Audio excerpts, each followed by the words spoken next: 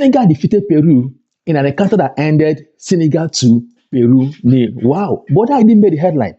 That was not the talking point as we speak globally. The talking point I'm going to be explaining in this particular video today. I will not just explain, I'll show you evidence of the talking point globally as far as this particular encounter is concerned. Now let's dive in. Stick with us. The talking point is that Senegal stormed the pitch in France with their full regalia in the celebration of second phase of AFCON trophy that they've got. They came in with so much confidence, with pride, with the joy of an African champion. They showed the world what they are made up of. And then the celebration was just top notch because people rose to the occasion, people supported them. It was obvious that they are actually African champion, irrespective of CAF stripping them of this particular title. As far as they are concerned, as far as a lot of people globally are concerned, Senegal remains African champion. Like I said, they've gone on appeal to this. Hopefully the appeal will be successful and they retain their title because they have said that the reasons why CAF is stripping of this tournament is baseless. And I agree with them because if you look at that particular tournament, which all of us watched, there were a lot of officiating flaws, which CAF also admitted. So you cannot punish Senegal with your incompetence to be able to manage a football competition. This is actually an embarrassment to Africa as a continent, to be honest, because every other person globally looking at what's going on. What's going on? Senegal, kudos to you guys. You guys did actually very, very well. Now, if you look at that game with Peru, Senegal made a bold statement. They have shown that they have all it takes, for their midfield, to their attack, to their defense, everywhere. They were top notch.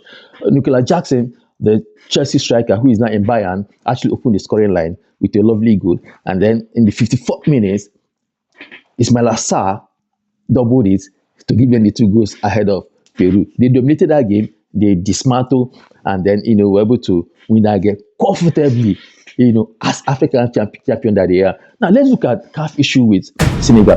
The problem at the moment is the fact that even though Senegal has gone on appeal, but on moral ground, CAF shouldn't have taken that decision. If CAF don't manage this situation properly, it might actually have 2 consequences. One is that there will be a trust deficit. Of course, it's already existing, but it will widen. The gap will get widened, and that is a big problem.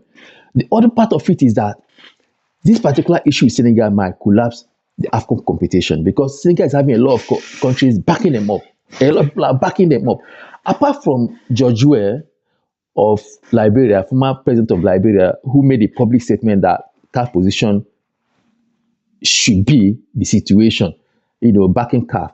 I've not seen any other nation or any other person coming up to say, no, I support what CAF is doing. That shows you that majority of Africans, majority of people globally actually support Senegal and are in tandem with Senegal as far as this particular situation is concerned. So CAF need to look inwards and be able to retract their situations to manage this problem. Otherwise, it could have a lot of consequences I mentioned earlier. Like I said, Senegal has made a bold statement that whoever are meeting in the World Cup should be wary of Senegal because they have all it takes to be able to also get the World Cup trophy. Yes, they have all it takes to get the World Cup trophy. Let's look at what other African countries actually did, their performance in ongoing international friendlies. Let's start with Saudi Arabia. Saudi Arabia hosted Egypt. Egypt is not an African country. Guess what? Egypt dealt with them 4-0. It was an interesting encounter. Egypt showed them too that man, we have all it takes to actually defeat you. Next one was Algeria, Guatemala. Algeria, remember, is a footballing nation. They have all it takes to. But not just win those guys 1, 2, 3, 4, 5, 6. They won them 7-0. They have made another bold statement that they are a footballing nation. Now, look at Nigeria, Iran. Nigeria told Iran that, man, yes, our issue with World Cup is still outstanding. Nigeria is going to appeal for information when it comes to the issue with DR Congo. As far as Nigeria is concerned, DR Congo should be disqualified because they fielded an ineligible player. They've got a point. And so they're insisting that DR Congo cannot go for World Cup. But besides that, Nigeria showed Iran that we have all it takes. We are a footballing nation. We are champions too.